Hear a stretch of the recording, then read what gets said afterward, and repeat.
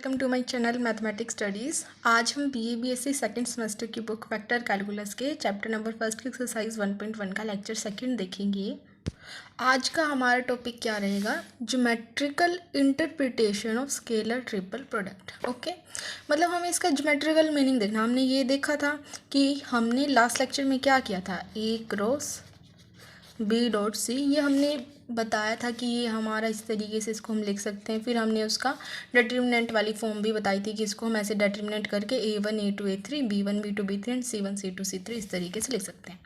आज हम इसका ज्योमेट्रिकल मीनिंग बताएंगे, ज्योमेट्रिकल इंटरप्रिटेशन करेंगे हम इसकी, और उससे हमें क्या पता चलेगा कि जो हमारा ए क्रॉस बी डॉट सी है वो हमारा क्या होगा, ये होती है हमारी वॉल्यूम ऑफ पैरेललोपिपेड। ओके, जैसे हमारा पैरेललोग्राम 2D में होगा ना, पैरेललोपिपेड हमारा किस में होगा, 3D में। सोचने वाली बात है ये। एक तरीके से अगर हम नॉर्मल देखें तो हमारा length into breadth into height क्या होता है, वॉल्यूम होता है। तो ये एक तरीके से हमारे 3 वेक्टर होंगे, तो अगर इनकी प्रोडक्ट है एक तरीके से, वैसे एक के साथ क्रॉस और एक के साथ डॉट है, तो वो क्या ही बनेगी, हमारी वॉल्यूम ही बनेगी। अब इस चीज़ से हमारी ये चीज़ आई है, वो कैसे आई है वो हम पढ़ेंगे इसके अंदर। इसकी इंटरप्रिटेशन करेंगे, ज्योमेट्रिकल मीनिंग देखेंगे हम इसका कि ये ए वेक्टर बी वेक्टर और सी वेक्टर हम किस तरीके से ले रहे हैं। ओके, यहाँ पे आपको एक क्या बनाना है, जैसे क्यूब टाइप से, पैरेललोपिपेड टाइप से हमें बना देना है। देखो जैसे मैंने ये बनाया, यहाँ पे किस तरीके से बनाया हमने, पैरेललोपिपेड बनाया है। नॉर्मल ऐसे क्यूब बनाते जैसे इस तरीके से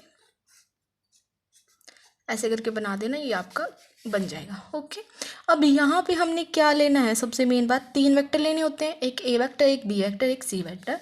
जो इसकी एजेस है ना, इनके ऊपर हमने ये 3 वेक्टर ले रखे हैं, A vector, B vector, C vector. यहाँ पे हमने कर दिया ए, यहाँ पे हमने लिख दिया बी और यहाँ पे हमने लिख दिया सी। ओके, तो ये हमने 3 वेक्टर ले लिए हैं। ओके, कोटरमीनियस एजेस क्या होती हैं, ऐसी एजेस होती हैं जो जिनकी बाउंड्री है ना वो सेम होगी। देखो ये बाउंड्री तो हमारा पूरा इससे ही है, एक बॉक्स के अंदर से ही हमने 3 एक्सिस लिए हैं। एक तरीके से अगर हम देखें, बॉक्स के एक मेन पॉइंट बना के वहाँ से 3 एक्सिस ड्रॉ कर दिए, एक्स मतलब एक ही एक्सिस एक ही एक्सिस एक ही एक्सिस, और वहाँ पे हमने 3 वेक्टर ले लिए ए बी सी। तो ये हमारी एजेस कैसे होंगे, कॉन्टरमीनियस एजेस। इस टाइप के एजेस जिनकी बाउंड्री सेम होते हैं उनको हम कॉन्टरमीनियस एजेस बोलते हैं। ओके, अभी इतना करना है हमें कि हमने सिर्फ और सिर्फ क्या लिए, 3 वेक्टर्स ले लिए हैं, जो कि इस तरीके से हमने लिए हैं। कंसिडर अ पैरेललोपिपेड, ये पैरेललोपिपेड हमने बनाया, कंसिडर किया, whose coterminous edges O A O B O C. इनका हमने नाम लिया O A O B and O C. Are represented by 3 vectors, 3 vector से रिप्रेजेंट कर रहे हैं, A vector, B vector, C vector, respectively in magnitude and direction. ये direction बता रहे हैं, इस तरीके से हमने लिए हैं, और इनका मैग्नीट्यूड है ए बी सी टाइप से। ओके, तो हमने ये ले लिया। अभी मुझे किसका ज्योमेट्रिकल मीनिंग बताना है, मुझे बताना है ए क्रॉस बी इसका, और उसके साथ डॉट सी, इसका ज्योमेट्रिकल मीनिंग बताना है। ठीक है, तो हम पहले क्या लेंगे, A cross B. Now A cross B is a vector. अगर ए वेक्टर है बी वेक्टर है तो ए क्रॉस बी भी वेक्टर होगा, लेक्चर 1 में बता दिया था। ठीक है, तो ए क्रॉस बी हमारा एक वेक्टर होगा, whose magnitude is the area of parallelogram O A L B. देखो अभी ये 2 वेक्टर हमारे पास ए बी, हमें सबसे पहले हम इंटरप्रिटेशन करें ए क्रॉस बी की।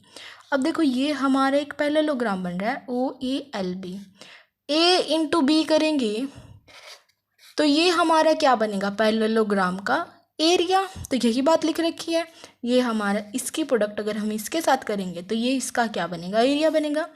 ए cross B is a vector, A cross B एक वेक्टर है जिसका मैग्नीट्यूड क्या है, area of parallelogram O A L B. ठीक, whose adjacent sides, जिसके adjacent side O A and O B are represented by the vector C and B respectively. ये एक parallelogram है जिसके adjacent साइड ओ ए और O B, ए और B vector से हमने रिप्रेजेंट कर रखी है। ठीक है, ये बात लिखती हमने। अब देखो जैसे अगर मेरा ये ए वेक्टर ये बी वेक्टर अगर ये इस तरीके से हैं तो इन दोनों की प्रोडक्ट हमारी किस तरफ जाएगी, हमने 12th क्लास में अच्छे से पढ़ रखा है कि इनकी प्रोडक्ट हमारी इस तरीके से होगी। ये अगर हम प्रोडक्ट करेंगे तो इनकी डायरेक्शन हमारी यहाँ पे होगी इस तरीके से, जो कि क्या होगी, ए क्रॉस बी। अगर ए इधर है बी इधर है तो ए क्रॉस बी हमारा कैसे होगा, ऐसे होगा। तो ये हमने ड्रॉ कर दिया ए क्रॉस बी, और अगर हम ध्यान से देखें तो जो ये ए क्रॉस बी है वो इस पैरेललोग्राम के क्या है, परपेंडिकुलर है। साफ साफ दिख रही है इसके क्या है, परपेंडिकुलर। अभी ये लाइन लिखेंगे। Okay, also direction of A cross B की डायरेक्शन क्या है, is perpendicular to the plane OALB। ठीक, अभी तक हमने कुछ नहीं किया। इसके अंदर 3 वेक्टर ले लिए हैं, ए बी सी वेक्टर, एक पैरेललोपिपेड के अंदर 3 वेक्टर ले लिए हैं। ठीक है, फिर हमें इंटरप्रिटेशन करनी है ए क्रॉस बी डॉट सी की। तो हमने ए क्रॉस बी देखा, ए क्रॉस बी हमारा एरिया रिप्रेजेंट कर रहा है जो कि इस डायरेक्शन में होगा, और जो ये ए क्रॉस बी है वो हमारा क्या आ रहा है, परपेंडिकुलर है इसके। ओके, अब हमने जो ये सी वेक्टर लिया था, हम बोल रहे हैं कि जो ये ए क्रॉस बी और ये सी है उनके बीच में जो एंगल है ना वो क्या है, एंगल हमने लेट कर लिया थीटा, और ये इस तरीके से हमने ट्रायंगल बनाई है। क्योंकि अब हम ए क्रॉस बी डॉट सी की वैल्यू निकालेंगे, उसके लिए हमें इसकी वैल्यू चाहिएगी सी वाले की। उसके लिए हमने क्या किया, एक ट्रायंगल अपनी मर्जी से ड्रॉ करी है, वो इस तरीके से हमने ड्रॉ कर दी, और जो ये एंगल होगा वो हमने 90 डिग्री का लिया है। ओके, बस यही बात ध्यान रखनी है आपको इसके अंदर कि हमने ये ड्रॉ करनी है एक ट्रायंगल। क्यों ड्रॉ करनी है ये भी हमें पता है, क्योंकि हमें सी की वैल्यू भी कुछ चाहिए, इस वजह से, क्योंकि हमें सी की वैल्यू चाहिए यहाँ से ताकि हम ए क्रॉस बी डॉट सी निकाल सके, इस वजह से हमने ये ट्रायंगल क्या करिए, ड्रॉ करिए। ओके, तो हमने यहाँ लिखा जो थीटा है वो हमारा एंगल ए क्रॉस बी और ओ सी या फिर सी वेक्टर के बीच का। Let theta be the angle between A cross B and C, and उसके बाद क्या है, P be the height of, और जो ये पी है वो एक तरीके से हमारी क्या होगी, देखो हाइट अगर हम देखें तो इसका मिड, और यहाँ मतलब अगर आप 3D में इमेजिन करके देखो तो ये हमारा क्या है, एक तरीके से नीचे का बेस है बॉक्स का नीचे का बेस, और ऊपर तक उसकी हाइट होगी, बेस से लेके ऊपर तक उसकी क्या होगी, हाइट होगी। तो ये पी क्या है, हाइट है। तो ये हमने हाइट ड्रॉ करी और यहाँ से यहाँ मीट कर दिया। इस तरीके से हमने क्या करिए, ये ट्रायंगल ड्रॉ करिए ओसी की हमारी वैल्यू निकालने के लिए। ओके, कुछ नहीं किया, सिर्फ हाइट ली है हमने, उसके बाद उन दोनों को भी हमने ज्वाइन कर दिया। ओके, तो ये हमारी क्या है, पी हाइट है पैरेललोपिपेड की। ओके, अब हम यहाँ से क्या करेंगे, कोस थीटा की वैल्यू निकालेंगे। देखो ये थीटा तो ये भी थीटा, क्योंकि ये हाइट हमने क्या लिया, एक तरीके से पैरेलल ही होगी, हाइट लिया ना तो वो स्ट्रेट होगी, और ये भी हमारे इसके परपेंडिकुलर, तो ये पैरेलल है, ये थीटा एडजेसेंट हमारे एंगल्स हो गए, तो ये थीटा तो ये भी थीटा। ओके, तो यहाँ से अगर मैं कोस थीटा निकालूँ, कोस थीटा क्या होता है मेरा, B/H, बेस बाय हाइपोटेनियस।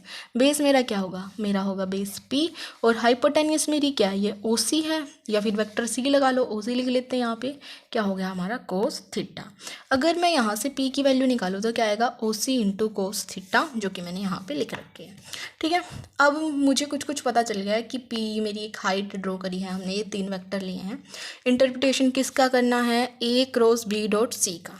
ठीक है, अभी एक बात हमने 12th क्लास में पढ़ रखी है, याद हो तो अच्छी बात, नहीं याद तो कोई नहीं। देखो क्या है, अगर यहाँ पे क्रॉस होता था ना तो उसको हम लिखते थे मैग्नीट्यूड साथ में साइन थीटा, और अगर यहाँ पे डॉट होता था तो मैग्नीट्यूड और साथ में कोस थीटा। ओके, डॉट में तो हम कोस थीटा लेते हैं और क्रॉस में हम लेते हैं साइन थीटा। क्योंकि यहाँ पे डॉट है तो हम क्या लेंगे, कोस थीटा लेंगे। Magnitude of A cross B, magnitude of C, cos theta. अभी ए क्रॉस बी हमें पता है कि ए क्रॉस बी क्या है हमारा, एरिया है पैरेललोग्राम OALB का। अभी पता है मैंने कि ये एरिया है ए क्रॉस बी OALB का, इसका जो मैग्नीट्यूड है वो तो एरिया है ना, और ये जो मोड में चीज़ होती है वो क्या होती है, मैग्नीट्यूड ही होती है हमारा। तो ये क्या है, एरिया। उसके बाद सी वेक्टर, अगर हम इसका मैग्नीट्यूड की फॉर्म में देखें तो ये किस में है हमारा, OC, तो यहाँ पे हम क्या लिखेंगे, OC कोस थीटा। ठीक है, ये हमारा एरिया ऑफ पैरेललोग्राम हो गया। OC कोस थीटा हमारा किसके इक्वल है, P के इक्वल। ठीक है, ये हमारा हो गया एरिया ऑफ पैरेललोग्राम, ये हमारी होगी हाइट। ठीक है, एरिया इंटू हाइट हमारी क्या होगी, वॉल्यूम। तो ये क्या आ गया हमारा, वॉल्यूम ऑफ पैरेललोपिपेड। एरिया क्या होता है, length into breadth, height length into breadth into height क्या होगी हमारी, वॉल्यूम होगी। इस तरीके से हमारी वॉल्यूम आई है। ओके, तो ये हो गया हमारा geometrical interpretation of scalar triple product. अब देखो, जैसे हमने ये तो सब कर लिया है, जैसे आपका बुक में दे रखा बिल्कुल वैसे ही कराया, आप बुक से अच्छे से पढ़ सकते हैं अब इजीली। उसके बाद है हमारा डिडक्शंस। इससे मतलब हमने ये निकाल लिया, अब इससे हमें क्या क्या पता चलता है वो होती है हमारी डिडक्शन, जो कि बहुत ईजी होती हैं। ओके, बोल रखा है कि from the geometrical interpretation of scalar triple product we now make following deductions. Deduction number first, we have seen A cross B dot C, जो ये है वो रिप्रेजेंट करता है volume of the parallelepipeds, where A B C are represented by its coterminous edges OA OB OC. Can be easily seen that B cross C dot A, C cross A dot B also represent the volume of same parallelepiped. इन्होंने क्या बोला है कि जैसे ये चीज़ है ना हमारी, जिसके अंदर ये सारी की सारी हमारी ये कॉन्टरमिनियस एजेस के ऊपर जो हमारे वेक्टर बने हुए थे, जो ये है हमारा क्या रिप्रेजेंट करता है, वॉल्यूम रिप्रेजेंट करता है A cross B dot C. तो similarly B cross C dot A and C cross A dot B भी हमारा क्या रिप्रेजेंट करेगा, volume of the same parallel. उसी पैरेललोपिपेड का अगर हम इस तरीके से करें तो ये भी वॉल्यूम रिप्रेजेंट करेगा. It shows that scalar triple product A B C is not change if the cyclic order of the vector is not change, जो कि हमने पहले भी पढ़ रखा है. मतलब जैसे ये मेरा वॉल्यूम रिप्रेजेंट करता है वैसे मेरी ये चीज़ और ये चीज़ भी हमारी वॉल्यूम रिप्रेजेंट करेगी जब तक इसका ऑर्डर चेंज ना हो जाए. जैसे ए के बाद बी के बाद सी, बी के बाद सी के बाद ए के बाद सी के बाद ए. मतलब देखो यहाँ पे भी ए के बाद बी आ रहा है, बी के बाद सी और सी के बाद ए. यहाँ पे भी ए के बाद बी के बाद सी और सी के बाद ए. यहाँ पे भी ए के बाद बी के बाद सी के बाद ए. तो ये सारी की सारी चीज़ें हमारी क्या रिप्रेजेंट करेंगी, सेम चीज़ को रिप्रेजेंट करेंगी, वॉल्यूम को. ओके.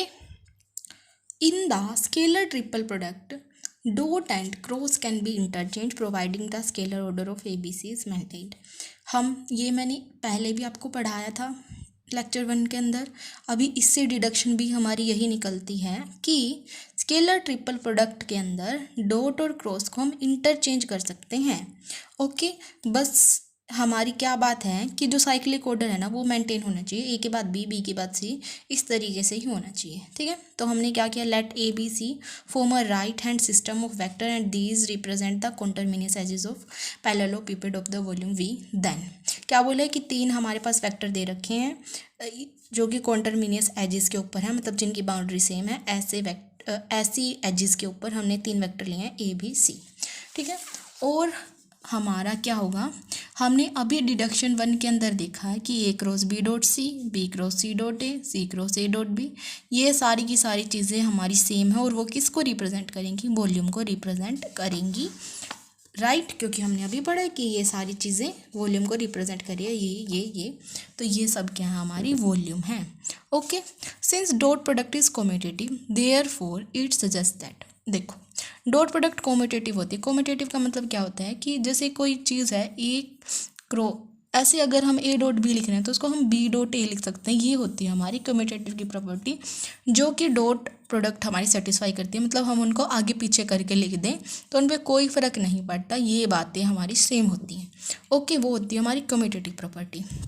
तो इन्होंने बोला है कि जो डॉट प्रोडक्ट है ना वो कम्यूटेटिव प्रॉपर्टी है, तो इस वजह से A cross B dot C और C dot A cross B हमारे क्या होंगे, इक्वल होंगे. सिमिलरली अगर हम ये देखें B cross C dot A और A dot B cross C, ये इक्वल होंगे. C cross A dot B, B dot C cross A भी हमारे क्या होंगे, इक्वल होंगे. यहाँ से हमें ये पता चलता है. अभी अगर हम देखें फर्स्ट, सेकंड, थर्ड, फोर्थ, इससे हमें क्या पता चल रहा है कि जो ये सारी की सारी चीज़ें हैं वो हमारी क्या इक्वल, क्योंकि ये तीनों इक्वल हैं और इन तीनों के ये इक्वल हैं, तो ये 6 के 6 क्या हो गए, हमारे इक्वल हो गए. तो हम फिफ्थ से क्या लिख सकते हैं कि A cross B dot C equal to, देखो A cross B dot C equal to A dot B cross C, B cross C dot A equal to, अगर हम यहाँ से देखें तो हम इस तरीके से कर सकते हैं ना कि ये दोनों भी इक्वल है, क्योंकि अगर ये 6 सारे इक्वल हैं आपस में तो ये 2 भी इक्वल होंगे, ये भी इक्वल होंगे और ये 2 भी इक्वल होंगे. तो इस तरीके से इक्वल होंगे. इसका मतलब अगर हम क्रॉस डॉट एक्सचेंज कर रहे हैं तो उस पर कोई फ़र्क नहीं पड़ेगा, ये सारे के सारे हमारे क्या हैं, यहाँ पे इक्वल हैं. हमने किस तरीके से किया है कि जो ये तीनों हैं वो हमारे वॉल्यूम को रिप्रेजेंट करते हैं. फिर हमें पता है डॉट प्रोडक्ट कम्यूटेटिव है तो इनको हम आगे पीछे करके लिख सकते हैं, क्योंकि ये तीनों इक्वल हैं तो ये तीनों भी इनके इक्वल हैं, तो ये 6 के 6 इक्वल हो जाएंगे. फिर हम कोई 2 को अगर इक्वल करके देखें तो हमने देखा कि क्रॉस और डॉट का कोई फ़र्क नहीं पड़ रहा है, ये दोनों इक्वल हैं. मतलब इसका जो आंसर आएगा वही इसका आंसर आएगा. मतलब क्रॉस डॉट को हम आगे पीछे करके लिख सकते हैं, ये भी हम इससे डिड्यूस कर सकते हैं. ओके. तो ये थी हमारी 2 डिडक्शंस की ये जो तीनों चीज़ें वो वॉल्यूम को रिप्रेजेंट करेंगी और इसके अंदर क्रॉस और डॉट प्रोडक्ट को हम एक्सचेंज करके लिख सकते हैं, इंटरचेंज कर सकते हैं, इससे कोई फ़र्क नहीं पड़ेगा, बस उसका साइक्लिक ऑर्डर है वो मेंटेन होना चाहिए। ओके, अगर साइक्लिक ऑर्डर मेंटेन नहीं होगा तो वहाँ पे क्या आ जाएगा, आपका माइनस आ जाएगा। ओके, जैसे इसमें आया हुआ है, क्योंकि अगर साइक्लिक ऑर्डर मेंटेन नहीं हुआ तो माइनस आ जाता है। ओके, जो ये थ्योरम है वो हम नेक्स्ट में करेंगे। Thank you guys for watching my video, please do like share and subscribe to my channel. Thank you so much.